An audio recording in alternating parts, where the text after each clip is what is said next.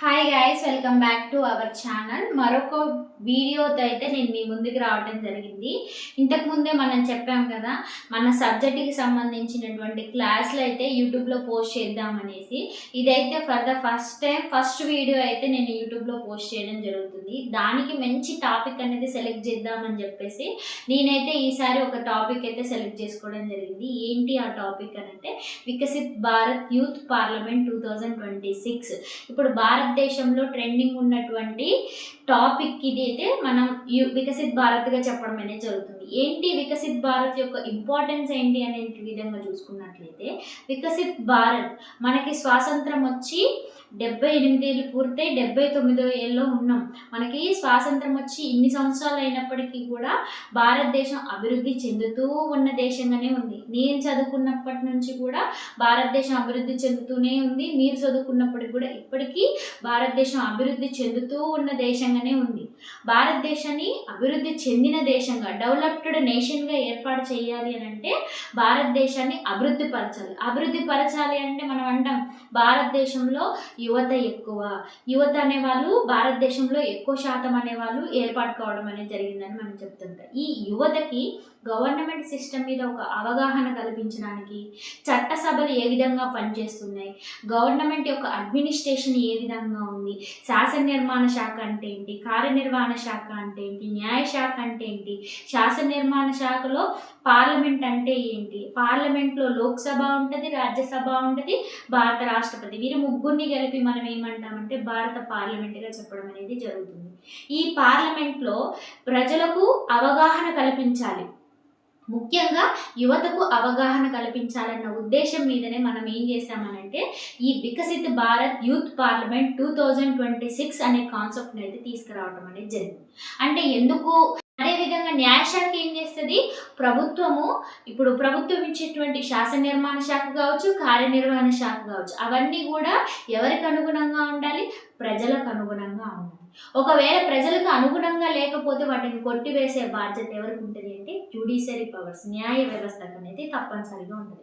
అంటే ఈ చట్టసభలు ఏ విధంగా పనిచేస్తున్నాయి, ఒక వ్యక్తిని ప్రజాస్వామ్యంలో మనం ఎన్నుకోవడం అనేది జరుగుతుంది. ఏ విధంగా ఎన్నుకుంటున్నాం ప్రజాస్వామ్యం? By the people, of the people, for the people. ప్రజల చేత, ప్రజల కొరకు ప్రత్యక్షంగా ఎన్నుకోవడం అనేది జరుగుతుంది. ఒకప్పుడు మనకి అటువంటి విధానం అనేది లేదు, ప్రజాస్వామ్యం అనేది లేదు. ప్రజాస్వామ్యం లేక ఏమైందంటే రాజరిక పరిపాలన అనేది ఉండేది, సామ్రాజ్య పరిపాలన అనేది ఉండేది. అంటే వేరే వారికి అవకాశం లేదు, అంటే ఈక్వాలిటీ అనేది లేదు, లిబర్టీ అనేది లేదు. అందుకోసం మనం ఏం చేసుకున్నాం, డెమోక్రసిక్ విధానం అనేసాన్ని ఏర్పాటు చేసుకోవడం జరిగింది. ఈ ప్రజాస్వామ్య విధానంలో ప్రజలందరికీ సమానమైనటువంటి న్యాయం ఉండాలి. అదేంటి, ఆర్థిక న్యాయం కావచ్చు, రాజకీయ న్యాయం కావచ్చు, సామాజిక న్యాయం కావచ్చు, అన్ని రంగాల్లో ప్రజలందరూ అభివృద్ధి చెందితేనే భారతదేశం అభివృద్ధి చెందిన దేశంగా ఏర్పాటు కావడానికి అవకాశం ఉంటుంది. ఎందుకని చెప్తున్నానంటే భారతదేశంలో యువత ఎక్కువ. ఆ యువతకి చట్టసభల మీద ఒక అవగాహన కలగాలి, చట్టసభలు ఏ విధంగా పనిచేస్తున్నారు, వారి అంతు కృషి ఉండాలన్నమాట. వాళ్ళు ఎందుకోసం పనిచేయాలి, ఏ విధంగా పనిచేయాలి, వారి ఉన్నటువంటి విధి ప్రకారం వాళ్ళు పనిచేసినట్లయితే భారతదేశాన్ని మనము తొందరగా అభివృద్ధి చెందిన దేశంగా చూడడానికి మనకు అవకాశం అనేది ఉంది. అందుకోసమే కేంద్ర ప్రభుత్వం ఒక చక్కటి ప్రోగ్రాం అనేది ఏర్పాటు చేయడం జరిగింది. అంటే ప్రజలలో అవేర్నెస్ కలిగించడానికి. ఏ విధంగా అవేర్నెస్ కలిగించాలంటే నేను ఇప్పుడే చెప్పాను. అంటే ప్రభుత్వం ఏ విధంగా పనిచేస్తుంది, ఏ విధంగా పని చేయకూడదు, ఒకవేళ ఏ విధంగా పని చేయకపోతే మనమేమి చెయ్యాలి, దేశాన్ని అభివృద్ధి చెందాలంటే మనమంతు కృషి ఏ విధంగా ఉండాలి అన్న ఉద్దేశం మీదనే ఈ యొక్క కాన్సెప్ట్ అనేది కేంద్ర ప్రభుత్వం తీసుకురావడం అనేది జరిగింది. మనం అన్నాం ఇంతకుముందు, ప్రజాస్వామ్య విధానానికి ముందు ఏముండేది, రాజరిక పరిపాలన ఉండేది, సామ్రాజ్య పరిపాలన ఉండేది. మీకు ఫర్ ఎగ్జాంపుల్ చెప్తాను, సామ్రాజ్య పరిపాలన, రాజరిక పరిపాలన ఏంటి అని అంటే, ఇప్పుడు మనం దేశాలు అని చెప్తున్నాం, అప్పట్లో ఏముండేవంటే రాజ్యాలు ఉండేవి, రాజ్యాలు, నగరాలు ఈ విధంగా ఉండేవి అన్నమాట. అయితే ఆ రాజ్యాలు అనేవి ఏం చేశాయంటే, రాజ్యాలు ఒక రాజు పరిపాలన కిందకు ఉండేది. ఒక రాజు ఉండేవారు, లేకపోతే ఆయన చనిపోతే నెక్స్ట్ ఆయన ప్లేస్ ఎవరికి వచ్చేదంటే ఆయన యొక్క కుమారుడికి రావడం అనేది జరిగింది. నెక్స్ట్ ఆయన చనిపోతే నెక్స్ట్ ఆయన ఒక కుమారుడు, అంటే ఒక వారసత్వ పార్యంగా మాత్రమే అధికారం అనేది ఉండేది, వేరే వాళ్ళకి అవకాశం అనేది ఉండేది కాదు. ఫర్ ఎగ్జాంపుల్ ఒక రాజే ఉన్నాడని మనం అనుకున్నాం.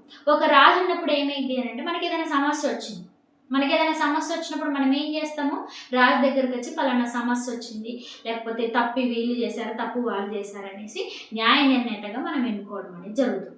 అప్పుడు ఏం చేస్తారంటే ఒక రాజుకి ఆ రోజు ఎందుకో బాగోదు, ఆ రోజుకి ఎందుకంటే మెంటల్గా కొద్ది కోపంలోనో చిరాకులోనో ఉన్నాడు. ఫర్ ఎగ్జాంపుల్ ఒక ఆయన దొంగతనం చేశాడు, వచ్చాడు, నీ ఏం చేసామనంటే పలానా చేశారు సార్, ఈ విధంగా అయింది అనేసి రాజుకి చెప్తే రాజు ఏం చేస్తున్నట్టు ఆయన అసలుకి కోపంలో ఉన్నాడు కాబట్టి, ఆ రోజు మెంటల్ తక్కువ మంచి లేదు కాబట్టి కోపంలో ఉన్నాడు కాబట్టి ఏమంటాడు, అవసరమైతే దొంగతనం చేస్తే చేతులు తీసేయండి, కాళ్ళు తీసేయండి. ఆయన చేసింది చిన్న తప్పే, కానీ ఏంటి రాజు ఏం చేస్తున్నాడు, పెద్ద శిక్షణ అనేది విధించడం జరుగుతుంది. ఆయనకి ఎదురు చెప్పడానికి అవకాశం లేదు, నిరాపేక్ష సార్వభౌమాధికారం అని అంటాం.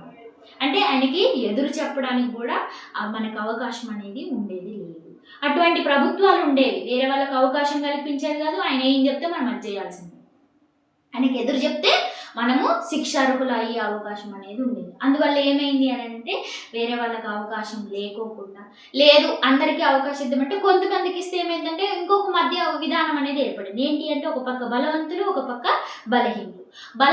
బలహీనులు ఏర్పడినప్పుడు ఏమైందంటే ఆటోమేటిక్గా అధికారం ఎవరి చేతుల్లోకి వెళ్ళిపోద్ది, బలవంతుల చేతుల్లోకి వెళ్ళిపోయింది.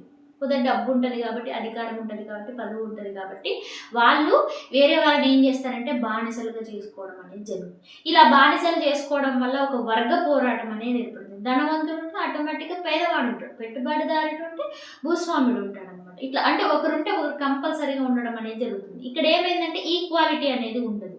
ఈక్వాలిటీ ఉండకపోవడం వల్ల ఏమైందంటే అందరికీ సమానమైనటువంటి స్వేచ్ఛ ఉండదు, సమానమైనటువంటి హక్కులు ఉండవు, విధులు ఉండవు, ఏముండవు. కాబట్టే మనం ఏం చేసుకున్నాం, ఒక ప్రజాస్వామ్య విధానం అనేది తీసుకురావడం అనేది జరుగుతుంది. ప్రజాస్వామ్యం అంటే ప్రజల చేత ప్రజల కొరకు ప్రత్యక్షంగా ఎన్నుకునేటువంటి విధానంగా మనం చెప్పడం అనేది జరుగుతుంది. ఈ ప్రజాస్వామ్యంలో ఏంటి అంటే గవర్నమెంట్ ఏ విధంగా పనిచేయాలి, దేశాన్ని అభివృద్ధి చేయాలంటే ప్రజాస్వామ్యం దృఢంగా ఉండాలి. ఈ గవర్నమెంట్ ఏ విధంగా పనిచేయాలి అన్న ఉద్దేశం మీద ఏం చేశారంటే కేంద్ర ప్రభుత్వం వికసిత్ భారత్ అనే ఒక యూత్ పార్లమెంట్ అనే ప్రోగ్రాన్ని తీసుకురావడం. అందరికీ అవేర్నెస్ కలిగించాలి. భారతదేశంలో ఉన్నటువంటి యువతకు అవేర్నెస్ కలిగించారనుకో ఆటోమేటిక్గా దేశం అనేది అభివృద్ధి చెందుతుంది. ఏ విధంగా అంటే ఫైనాన్షియల్గా అభివృద్ధి చెందుతుంది, ఇండస్ట్రియలిస్ట్గా అభివృద్ధి చెందుతుంది, అగ్రికల్చర్గా అభివృద్ధి చెందుతుంది, పొలిటికల్గా అభివృద్ధి చెందుతుంది, అండ్ సోషియాలజీ కూడా అభివృద్ధి చెందుతుంది, అండ్ సైంటిఫిక్గా కూడా అభివృద్ధి చెందడానికి అనేది అవకాశం అనేది ఉంటుంది. ఎందుకంటే ప్రతి ఒక్కరికి కూడా దేశం మీద ఒక అభివృద్ధి, ఒక ఇంపాక్ట్ అనేది పడిపోయింది. ఆటోమేటిక్గా దేశం అనేది అభివృద్ధి చెందడానికి యువత చేతుల్లో ఉంది. కాబట్టి యువతకి చట్టసభల మీద, గవర్నమెంట్ మీద, అడ్మినిస్ట్రేషన్ మీద ఒక అవగాహన కల్పించాలనే ఒక ఉద్దేశం మీద కేంద్ర ప్రభుత్వం ఈ యొక్క కాన్సెప్ట్ అనేది తీసుకురావడం జరిగింది. రాష్ట్రంలో అంటే మన జిల్లాల్లో ఉన్నటువంటి గవర్నమెంట్ డిగ్రీ కాలేజ్లో ఈ కాన్సెప్ట్ తీసుకొస్తే విద్యార్థులందరూ కూడా ఒక డిబేట్, ఒక చర్చా వేదిక, ఇప్పుడు మనం అధికార పార్టీ ఉంటుంది, ప్రతిపక్ష పార్టీ ఉంటుంది.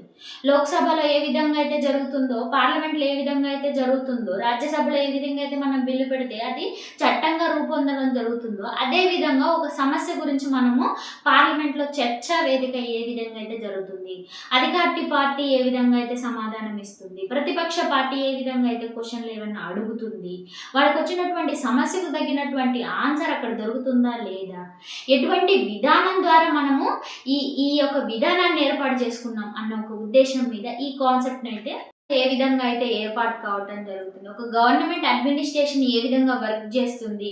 ఫర్ ఎగ్జాంపుల్ పార్లమెంట్ అని మనం మాట్లాడుతున్నాం, యూత్ పార్లమెంట్ అంటాం. అంటే ఈ పార్లమెంట్లో ఎవరి యొక్క సంఖ్య ఎక్కువ ఉండాలంటే యూత్ యొక్క ముందడుగు ఉండాలి. యూత్ అన్నిట్లో పాల్గొనాలి, రాజకీయాల్లో పాల్గొనాలి, ఆర్థికంగా పాల్గొనాలి, సైంటిఫిక్గా పాల్గొనాలి, సోషల్గా పాల్గొనాలి. అన్ని రంగాల్లో అభివృద్ధి చెందితేనే దేశం అనేది అభివృద్ధి చెందడానికి అవకాశం అనేది ఉంటుంది. అందుకోసం ఏంటి అంటే యూత్ పార్లమెంట్, ఈ పార్లమెంట్లో ఎవరెవరు ఉన్నట్లుగా మనం చూసుకున్నట్లయితే పార్లమెంట్ ఫుల్ ఫ్లెడ్జ్డ్గా పార్లమెంట్ అని ఏమంటామంటే లోక్సభ ఉంటుంది, రాజ్యసభ ఉంటుంది. ఏమంటారు అప్పర్ హౌస్, లోయర్ హౌస్ అని కూడా అనడం అయితే జరుగుతుంది.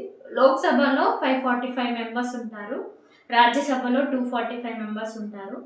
ఈ లోక్సభలో 545 మెంబర్స్ ఉంటారుగా, ఇందులో ఇద్దరిని ఆంగ్లో ఇండియన్స్ అంటాం. వీళ్ళు ఎవరు ఉంటే డైరెక్ట్గా భారత రాష్ట్రపతి నామినేట్ చేయడం అనేది జరుగుతుంది. తర్వాత రాజ్యసభలో 245 మంది ఉంటారు. వీళ్ళని ఏంటంటే పరోక్షంగా మనం ఎంపీలను ఎన్నుకోవడం అనేది జరుగుతుంది. ఈ పరోక్షంగా ఎన్నుకున్నటువంటి సభ్యులు 233 మంది ఉంటారు. ఈ 233 మందిలో ఇంకొక 12 మందిని మనం డైరెక్ట్గా రాష్ట్రపతి నామినేట్ చేయడం అయితే జరుగుతుంది. ఎందుకు రాష్ట్రపతి నామినేట్ చేస్తారంటే వివిధ కళలకు సంబంధించినటువంటి స్పోర్ట్స్ నుంచి ఒకరు, సంస్కృతం నుంచి ఒకరు, కల్చరల్ యాక్టివిటీస్ నుంచి ఒకరు, సంగీతం నుంచి ఒకరు, అంటే ఒక్కొక్క కేటగిరీ నుంచి ఒక్కొక్కరిని మనం ఎన్నుకొని 12 మందిని రాజ్యసభకు భారత రాష్ట్రపతి గారు నామినేట్ చేయడం అయితే జరుగుతుంది.